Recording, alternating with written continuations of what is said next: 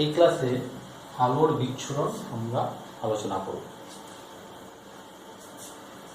সাদা আলো বা যৌগিক আলো কোনো স্বচ্ছ প্রতিসরক মাধ্যম ওপর আপতিত হলে সেই আলো বিভিন্ন বর্ণে ভেঙে যায়। এই ঘটনাটাকে আলোর বিচ্ছুরণ বলা হয়। এখানে আমরা দেখছি সাদা বা যৌগিক আলো একটা প্রিজম। এখানে ধরুন ABC একটা প্রিজম। এই প্রিজমের ওপর একটি প্রতিসরক তলের ওপর সাদা বা যৌগিক আলো আমরা আপতিত করেছি। যখন দ্বিতীয় প্রতিসরক তল থেকে আলোকরশ্মি নির্গত হচ্ছে অর্থাৎ প্রতিষ্ঠিত রশ্মিগুলো বিভিন্ন বর্ণে ভেঙে গিয়েছে, এই ঘটনাটাকে আমরা বলবো বিচ্ছুরণ। অর্থাৎ সাদা বা যৌগিক আলো কোনো স্বচ্ছ প্রতিসরক মাধ্যমের উপর আপতিত হয়ে বিভিন্ন বর্ণে ভেঙে যাওয়ার ঘটনাকে আমরা বলবো বিচ্ছুরণ। ভেঙে গিয়ে কি কি বর্ণ সৃষ্টি করছে? বেগুনি, নীল, আকাশী, সবুজ, হলুদ, কমলা, লাল। এটা হচ্ছে বলা হয় বর্ণালী। এটাকে কি বলা হয়? এই প্রতিটা পায় পর্দার উপর রেখে এইগুলোকে বলা হয় বর্ণালী বা স্পেকট্রাম। অর্থাৎ বিভিন্ন বর্ণে আলোকে আলাদা করে যে পট্টি পাওয়া যায় তাকে বর্ণালী বা স্পেকট্রাম বলা হয়। তাহলে আলোর বিচ্ছুরণ, আলোর বিচ্ছুরণ কি শুধু প্রিজমে হয়? না, আলোর বিচ্ছুরণ যে কোনো মাধ্যমে প্রবেশ করলে আলো বিচ্ছুরিত হয়। এটা একটা ঘন মাধ্যম, এটা বায়ু। আলো বায়ু বা শূন্যস্থানে গেছে কোনো মাধ্যমে প্রবেশ করলে আলোর বিচ্ছুরণ হয়, কিন্তু সেই বিচ্ছুরিত আলোকে আমরা কি সেপারেট করতে পারি না। অর্থাৎ আমাদের চোখ সেই আলোগুলোকে সেপারেট করতে পারে না বলে আমরা সেই মাধ্যমে অর্থাৎ সেই ঘন মাধ্যমের মধ্যে আমরা বর্ণালীগুলোকে দেখতে পাই না। তাহলে প্রিজম কি করে? প্রিজম দুবার চ্যুতি ঘটায়। অর্থাৎ প্রিজমের ক্ষেত্রে চ্যুতির পরিমাণ অনেক বেশি করার এই বিভিন্ন বর্ণের আলোগুলো পৃথক পৃথক স্থান দখল করে একটা বর্ণালী সৃষ্টি করে। এই বর্ণালী সৃষ্টি করার ঘটনাটাকে আমাদের বিচ্ছুরণ বলা হচ্ছে। এবার আমরা এখান থেকে দেখে নেব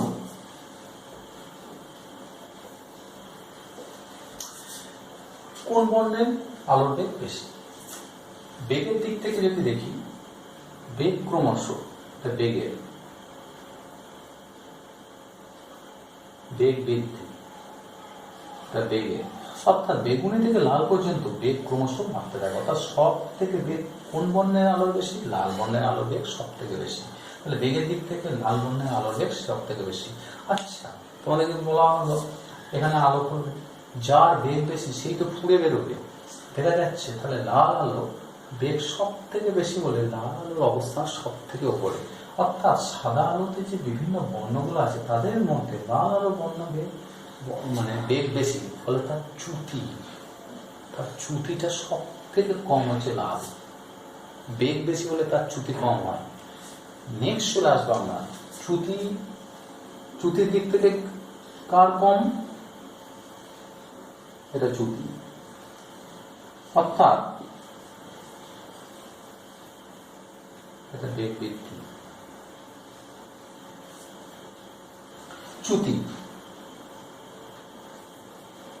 চ্যুতি কার বেশি? লাল বর্ণের চ্যুতি সব থেকে কম, বেগ বেশি বলে। আর সব থেকে চ্যুতি কার বেশি? বেগুনি বর্ণের। নেক্সট চলে আসবো প্রতিসরাঙ্ক। আমরা জানি প্রতিসরাঙ্ক দুটি বিষয়ের উপর নির্ভর করে। প্রতিসরাঙ্ক অর্থাৎ মিউ, প্রতিসরাঙ্ককে মিউ দ্বারা চিহ্নিত করা হয়। প্রতিসরাঙ্ক মিউ দুটি বিষয়ের উপর নির্ভর করে, একটা বর্ণের ওপর আর একটা মাধ্যমের ওপর। দেখা যাচ্ছে এই মাধ্যমে আর প্রতিসরাঙ্ক মিউকে লেখা যায় শূন্য মাধ্যমে আলোর বেগ। এই মাধ্যমে ধরো সি, এই মাধ্যমে সি ড্যাশ। অর্থাৎ শূন্য মাধ্যমে আলোর বেগকে সি দ্বারা চিহ্নিত করছি, এবং প্রিজম অর্থাৎ ঘন মাধ্যমে আলোর বেগ সি ড্যাশ। তাহলে প্রতিসরাঙ্ক মিউ সমান সি বাই সি ড্যাশ। এখান থেকে আমরা চিহ্নিত করব কার মান বেশি। এখান থেকে কোন বর্ণের বেগ বেশি? লাল বর্ণের বেগ বেশি। লাল বর্ণের বেগ যেহেতু বেশি, তার প্রতিসরাঙ্ক সব থেকে কম। অর্থাৎ যদি প্রতিসরাঙ্কের হিসেবে দেখি, লাল বর্ণের প্রতিসরাঙ্ক সব থেকে কম, বেগুনি বর্ণের প্রতিসরাঙ্ক সব থেকে বেশি। কারণ বেগুনি বর্ণের বেগ সব থেকে কম, হরটা কমছে, তার মানে কি ভগ্নাংশটা বাড়ছে। তাহলে এটা যদি ভগ্নাংশ হয় হরটা কমছে। তাহলে প্রতিসংখ্যের দিক থেকে দেখলে ক্রমশ এইখানে প্রতিসরাঙ্ক বৃদ্ধি, প্রতিসরাঙ্ক এটা বৃদ্ধি, অর্থাৎ বেগ বাড়ছে এদিকে, অর্থাৎ বেগুনিতে লাল বর্ণের বেগ সব থেকে বেশি, বেগুনি বর্ণের চ্যুতি সব থেকে বেশি, প্রতিসরাঙ্ক সব থেকে বেশি। এটা গেল। এই তিনটে পার্ট থেকে কিন্তু বিভিন্ন ধরনের কোশ্চেন আসার সম্ভাবনা প্রবল এবং এগুলোকে সাজিয়ে সাজিয়ে দেয়। এইবার একটা প্রশ্ন তোমাদের এখানে, ধরে নাও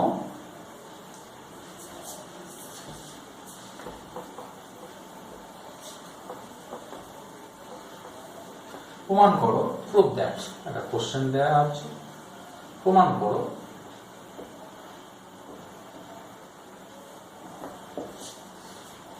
মিউ আর, মিউ আর বলতে লাল বর্ণের প্রতিসংখ্যকে মিউ আর দ্বারা চিহ্নিত করছি এবং বেগুনি বর্ণের প্রতিসংখ্য mu V, violet, mu R less than mu V, এটা প্রমাণ করতে বলেছে, mu R less than mu V. Next চলে আসি, এর অ্যান্সারটা কি হবে? মিউ আর মানে কি? অর্থাৎ লাল বর্ণের আলোর প্রতিসংখ্য কি, শূন্য মাধ্যমে প্রত্যেকটা বর্ণের বেগ একটা। আচ্ছা, প্রতিসংখ্যের কারণ সে একই হলো, শূন্য মাধ্যমে প্রত্যেকটা বর্ণ বেগ এক, ফলে তারা মনে হয় যেন একসঙ্গে গতিশীল, ফলে একটাই বর্ণ দেখি। অর্থাৎ সাদা আলো যখন তারা ভিন্ন মাধ্যম, অর্থাৎ ভিন্ন মাধ্যম এসে আপতিত হয়, তখন তাদের বেগ আলাদা হয়ে যায়। বেগ আলাদা হয়ে গেলে একে অপর থেকে ছড়িয়ে যায়, বিচ্ছিন্ন হয়ে যায়, ফলে আলোকরশ্মি যে বর্ণালী আমরা পেয়ে থাকি। মিউ আর সমান কি প্রতিসংখ্য, মিউ আর সমান কি লিখতে পারি? শূন্য মাধ্যমে আলোর বেগকে কি সি দ্বারা চিহ্নিত করলাম, আর লাল বর্ণের আলোর বেগ ধরো সি আর, তাহলে মিউ আর সমান সি বাই সি আর। আবার মিউ ভি অর্থাৎ বেগুনির প্রতিসংখ্য, প্রতিসংখ্য মিউ ভি সমান কি শূন্য মাধ্যমে আলোর বেগ সেই সি বাই কাঁচ মাধ্যম বা প্রিজম মাধ্যমে বেগুনি বর্ণের বেগ সিভি। এবার যদি আমরা mu R by mu V করি, এখন mu R by mu V যদি করি, তাহলে দিস বাই দিস, অর্থাৎ এই দুটো কেটে গিয়ে কি হবে? সিভি বাই সি আর হবো কি? CV by C R, CV by C R, CV কম সি আর বেশি, আগেই বলেছি। কে বেশি? বেগ কার বেশি? সি আর এ, লাল বর্ণের বেগ বেশি, তো নিচেটা বেশি উপরটা কম, less than 1, therefore mu R less than mu V. এটা হলো আলোর বিচ্ছুরণের ঘটনা। এরপরে আমরা চলে আসবো, আলোর বিচ্ছুরণের পর আসবো তড়িৎচুম্বকীয় বর্ণালী।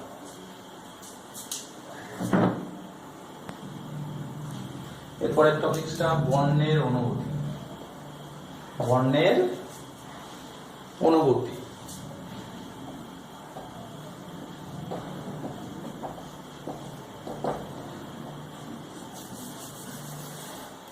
কতগুলো পয়েন্ট এখানে, আমি পয়েন্ট আবার করছি। বর্ণের অনুভূতি আলোর তরঙ্গ দৈর্ঘ্যের উপর নির্ভর করে।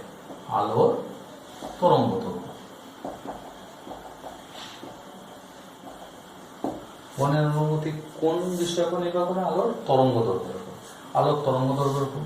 2, কোন বর্ণ, তাহলে বর্ণের অনুভূতি মানে আমাদের আলোকরশ্মি যে বর্ণগুলো আমাদের চোখে দর্শনে অনুভূতি জানায়, সেই বর্ণগুলো কি আমরা দেখতে পাই, সেই রঙগুলো কি আমরা দেখতে পাই। সাধারণত আমরা বেগুনি থেকে লাল,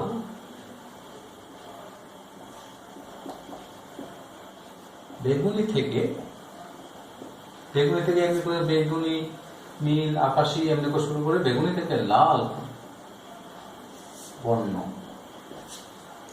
অর্থাৎ আমরা দেখতে পাই, বেগুনি থেকে লাল বর্ণ দেখতে পাই, আমরা দেখতে পাই। তাহলে বেগুনি থেকে লাল বর্ণ আমরা দেখতে পাই।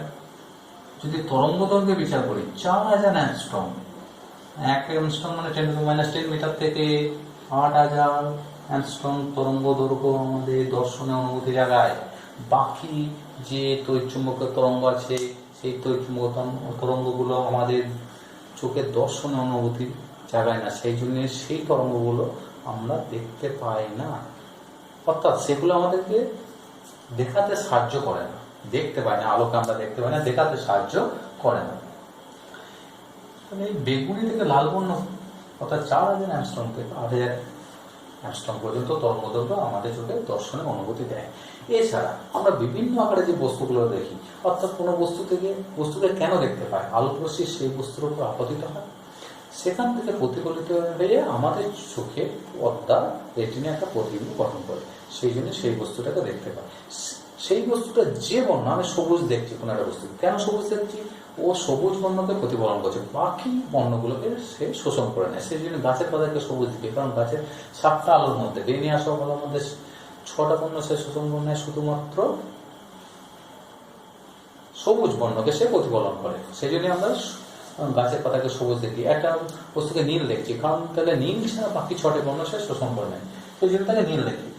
এই কারণগুলো দর্শন অনুভূতি। তাহলে তড়িৎচুম্বকীয় তরঙ্গের মধ্যে যে তরঙ্গ, যে রেঞ্জ পর্যন্ত আমাদের দর্শন অনুভূতি জাগায়, সেইগুলো কি আমরা বলবো দৃশ্যমান আলো। এইগুলো কি দৃশ্যমান আলো বলবো। এই আলোর পাল্লা কত দূর, অর্থাৎ রেঞ্জ 4000 অ্যাংস্ট্রম থেকে 8000। 4000 নিচে যে তরঙ্গগুলো আছে সেগুলো আমরা দেখতে পাই না, 8000-এর উপরে যেগুলো আছে সেগুলোকে আমরা দেখতে পাই না, অর্থাৎ আমাদের দেখাতে সাহায্য, দর্শনে অনুভূতি জাগায় না, তারা দেখতে পায় না, দর্শনে অনুভূতি আমাদের জাগায় না। তাহলে কোন আলোর তরঙ্গ দৈর্ঘ্য আমাদের একটা বর্ণ থেকে আরেকটা বর্ণ আলাদা করলে বেগুনি থেকে লাল বর্ণ আমাদের দেখতে পাই, এবং এদের রেঞ্জ হচ্ছে 4000 অ্যাংস্ট্রম থেকে 8000 অ্যাংস্ট্রম। এবার ধরো নীল আলো, সাদা আলো নীল বর্ণের বস্তুর উপর পড়ছে, সে নীল বর্ণের আলো প্রতিফলন করে, সেই জন্য নীল দেখি। এইবার কোনো একটা ঘরে নীল আলো আছে, লাল জবা আছে, কি হবে? নীল আলো লাল জবার মধ্যে যখন পড়বে, জবাটাকে কালো দেখবো, কারণ লাল আলো নীল আলো লাল জবায় পড়লে কি লাল আলোটা শোষণ করে, নীল আলোটা শোষণ করে নেবে, তাহলে জবাটা কি, এবার বস্তুকে কালো দেখি কেন? কোনো বস্তুকে কালো দেখি কেন? কালো কোনো বর্ণ নয়, সে সব ধরনের এই তরঙ্গগুলো, অর্থাৎ বেগুনি থেকে লাল বর্ণের সব ধরনের তরঙ্গ সে শোষণ করে নেয়, সেই জন্য অন্য বস্তুকে কালো দেখি, কোনো আলো সে প্রতিফলন করে না। ব্যাস, তাহলে নীল আলোতে লাল জবাকে কালো দেখাবে, আবার লাল আলোতে নীল কোনো বস্তুকে কি দেখাবে? কালো দেখাবে। এটা হলো বর্ণের অনুভূতি। এবার আমরা তড়িৎচুম্বকীয় বর্ণালী সম্বন্ধে আলোচনা করব। তড়িৎচুম্বকীয় বর্ণালী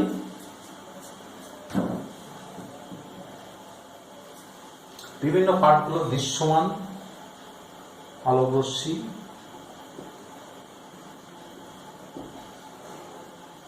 অতিবেগুনি রশ্মি, এক্স রশ্মি, গামা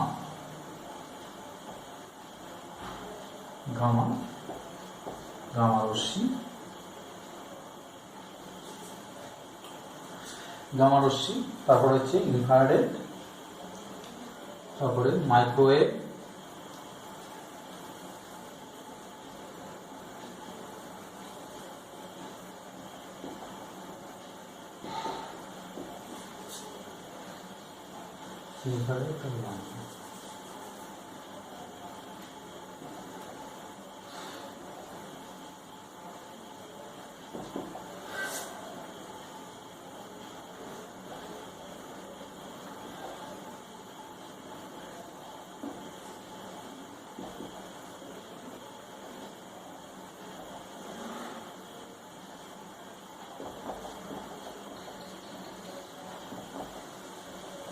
এখান থেকে দেখি তড়িৎচুম্বকীয় বর্ণালী, অর্থাৎ আমরা কি বলি, গোটা মহাবিশ্ব এই তড়িৎচুম্বকীয় বর্ণালীর মধ্যেই জড়িয়ে আছে।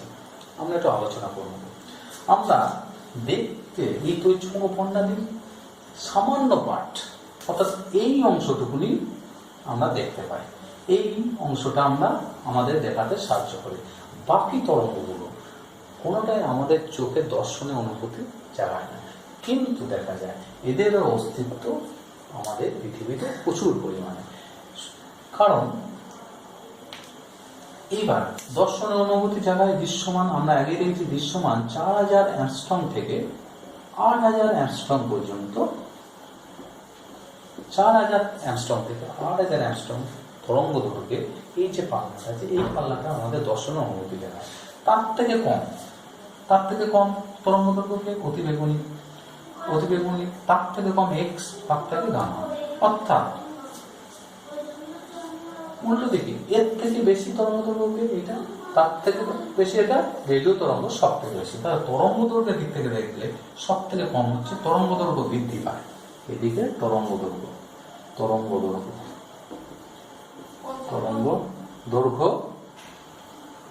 বৃদ্ধি, আর তরঙ্গ দৈর্ঘ্য যেদিকে বৃদ্ধি হয় কম্পাঙ্ক হ্রাস,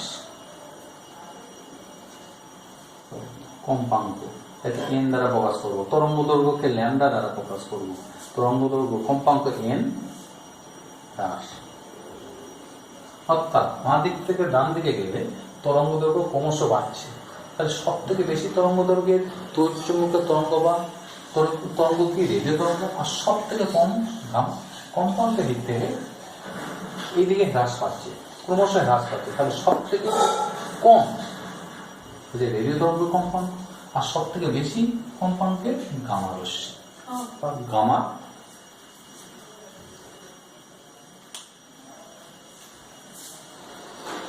এইবার আসি এই অংশটা আমাদের সাহায্য করে। আমাদের সিলেবাসে কিন্তু এই অতিবেগুনি রশ্মি, এক্স রশ্মি এবং গামা রশ্মি এদের ব্যবহার আছে এবং এদের কুফলগুলো আছে। সেগুলো আর অতিবেগুনি রশ্মি হলে ত্বকের ক্ষতি হয়, চোখের ক্ষতি হতে পারে। এক্স রশ্মি ক্ষতির দিকটা ভালো দিক কি হয়, জীবাণুনাশক হিসাবে অতিবেগুনি রশ্মি ব্যবহার করা হয়। এছাড়া এক্স রশ্মি কি চিকিৎসা শাস্ত্রে আমরা জানি, হাড় ভেঙে গেলে কোনো দেখতে পাই না, কিছু না, হঠাৎ করে কি গেলে একটা ছবি হয়ে গেল। এক্স রশ্মি আমাদের চিকিৎসা শাস্ত্রে ব্যবহার করা হয়। গামা রশ্মিও আমাদের চিকিৎসা শাস্ত্রে, বিশেষ করে ক্যান্সার থেরাপি, এইগুলোতে গামা রশ্মি ব্যবহার করা হয়। এইগুলো আছে, এই ব্যবহার আছে এবং এর কুফলগুলো আছে। এগুলো ক্যান্সার সৃষ্টি করে, অতিমাত্রা এক্স রশ্মি ত্বকের কোনো কোষকে ক্যান্সার সৃষ্টি করতে পারে, এটাও তাই করে। এই সম্বন্ধে আমাদের আলোচনা হলো। বেগের দিক থেকে দেখব, দৃশ্যমান আলো আমাদের দর্শনে সাহায্য করে।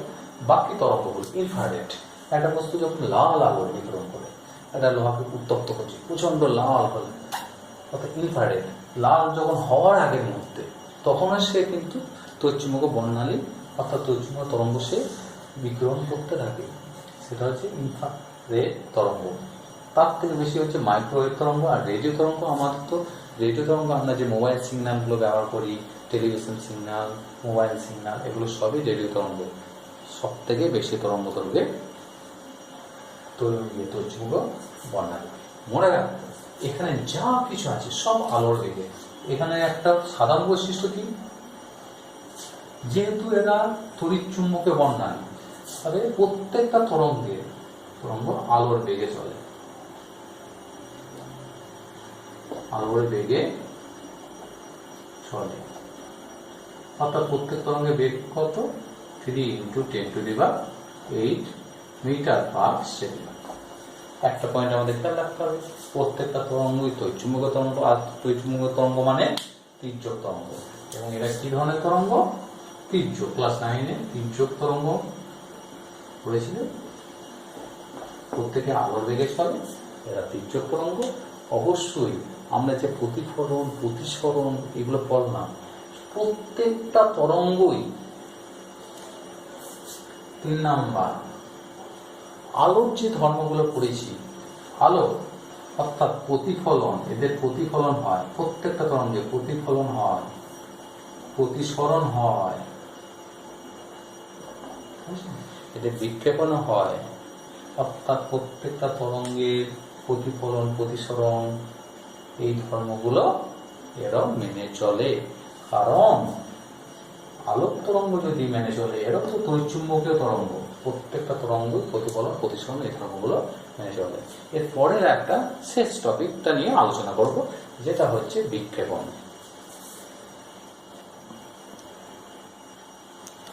এর পরের টপিকটা হচ্ছে বিক্ষেপণ। বিক্ষেপণ কি জন্য? সূর্য থেকে ধরো না আগত রশ্মি, সূর্য থেকে আগত রশ্মি আমাদের পৃথিবীতে বায়ুমণ্ডল আছে, এটা হচ্ছে পৃথিবীতে যে বায়ুমণ্ডল আছে সূর্য থেকে আগত রশ্মি এর তরঙ্গ দৈর্ঘ্য। আমাদের বায়ুমণ্ডলে কোনো ধূলিকণা বা কোনো বায়ু কণার আকার অর্থাৎ তরঙ্গ, এর তরঙ্গ দৈর্ঘ্য এবং কণার আকার সমান বা কাছাকাছি, তখন সেই ধূলিকণা বা বায়ু কণাগুলো সূর্যের থেকে আগত তরঙ্গকে শোষণ করার পর কি হয়? তাহলে তরঙ্গটা যখনই শোষণ করবে এ কাঁপতে থাকে, এদিক ওদিক টু অ্যান্ড ফ্রো এদিকে কাঁপতে থাকে। ফলে কি হয়? অতিরিক্ত শক্তি যখন এই কণা পায় তখন সে কি হয়? চারিদিকে ছড়িয়ে দেয়। তারপর কি? চারিদিকে ছড়িয়ে দেয়, অর্থাৎ তরঙ্গ প্রথমে শোষণ করে, তারপরে করে বিকিরণ। তাহলে আলোক তরঙ্গের সূর্য থেকে আগত আলোক রশ্মি বায়ুমণ্ডলে উপস্থিত বায়ুকণা বা ধূলিকণা দ্বারা শোষণ হয়ে কেমন হবে? বালিকণা বা ধূলিকণাগুলো কেমন আকার হবে? আলোক তরঙ্গের কাছাকাছি বা আলোক তরঙ্গ থেকে ছোট বলে সেই ধূলিকণা বা বায়ুকণা আলোক তরঙ্গ শক্তি শোষণ করার পর তার মধ্যে কিছুক্ষণ পর সেই শক্তি বিকিরণ করে এবং বিকিরণ করে চারিদিকে ছড়িয়ে দেয়। এই ঘটনাটাকে আলোর বিক্ষেপণ বলা হচ্ছে। এই ঘটনাটা আলোর চারিদিকে ছড়িয়ে দেয়, এই ঘটনাটাকে বলা হচ্ছে বিক্ষেপণ। একে কি বলা হচ্ছে? বিক্ষেপণ। তাহলে বিক্ষেপণ হয় বিক্ষেপণের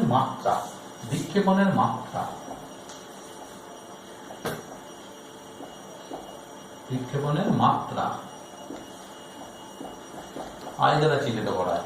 বিক্ষেপণের মাত্রা কার সমানুপাতিক? বিক্ষেপণের মাত্রা আলোর তরঙ্গ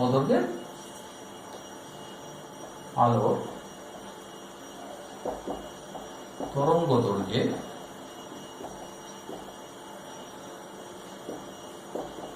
চতুর্থ ঘাতের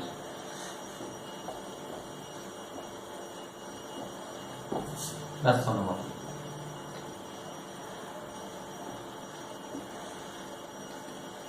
অর্থাৎ বিক্ষেপণের মাত্রা আয় ভ্যারিজ তরঙ্গ দৈর্ঘ্য, যাকে ল্যামডা দ্বারা প্রকাশ করা হয়, তাহলে চতুর্থ ঘাতের সমানুপাতিক। তাহলে এখানে বিভিন্ন বর্ণে আলো যে বিকিরণ করলো তা সেখান থেকে দেখা যাবে যার তরঙ্গ দৈর্ঘ্য সব থেকে কম। কার তরঙ্গ দৈর্ঘ্য সব থেকে কম? বেগুনি বর্ণের তরঙ্গ দৈর্ঘ্য সব থেকে কম। বেগুনি বর্ণের তরঙ্গ দৈর্ঘ্য যেহেতু সব থেকে কম, তার মাত্রা সব থেকে বেশি, তার তীব্রতা। কিন্তু বেগুনি বর্ণ আমাদের চোখে সংবেদনশীল নয়, ফলে আমরা কি দেখি? তার পরবর্তী বর্ণ অর্থাৎ নীল দেখি। সেই জন্য আকাশকে আমরা নীল দেখি। তাহলে আকাশকে বিক্ষেপণ কাকে বলে? আকাশকে নীল দেখি কেন? এই কারণে, বিক্ষেপণের জন্য। এবং আরো দেখা যায় যদি বায়ু না থাকতো আমাদের আকাশটা কেমন হতো? কালো হতো। কারণ কোনো বায়ুকণা না থাকলে কোনো বিক্ষেপণ হতো না, আলোক রশ্মি বিক্ষেপণ না হলে আমরা কালো দেখতাম। চাঁদের আকাশ কেমন দেখা হয়? বায়ু নেই বলে কালো দেখায়। তাহলে চাঁদের আকাশ কালো, পৃথিবী যদি বায়ুমণ্ডল না থাকতো কালো দেখায়। এবং সূর্যোদয় এবং সূর্যাস্তের সময় কেন আমরা সূর্যকে লাল দেখি? সেটাও কিন্তু এই বিক্ষেপণের জন্য লাল দেখি। কারণ বিক্ষেপণের ফলে বেগুনি বর্ণ বা নীল বর্ণ বেশি পরিমাণ বিক্ষিপ্ত হয়ে যায়, আর লাল বর্ণে আলোর বেগ বেশি। সেই জন্য সূর্যাস্তের সময় লাল বর্ণ বহু বায়ুমণ্ডল পেরিয়ে পৃথিবীতে আসে। সেই জন্য যেমন সূর্যাস্তের সময় কি ঘটে? এটা পৃথিবী বায়ুমণ্ডল, এটা সূর্য থেকে আগত রশ্মি অনেক বায়ুমণ্ডল অত বেশি পরিমাণ বায়ুমণ্ডল পেরিয়ে আসে। ফলে বেগুনি বর্ণগুলো চারিদিকে ছড়িয়ে যায়, শুধুমাত্র লাল বর্ণটা আমাদের চোখে আসে না। আমাদের চোখে হয়তো লাল বর্ণটা আসে। আমরা লাইটের ক্লাস যেখান থেকে শেষ হয়েছিল, তারপরে যেখানে ক্লাসে শেষ করছিলাম তারপর থেকে আমি ডিজিটাল ক্লাসের মাধ্যমে শেষ করলাম। কিছু প্রশ্ন আমি এখানে দিয়ে দেবো, কিছু অঙ্ক, কতগুলো সূত্র, সেই সূত্রগুলো দেখে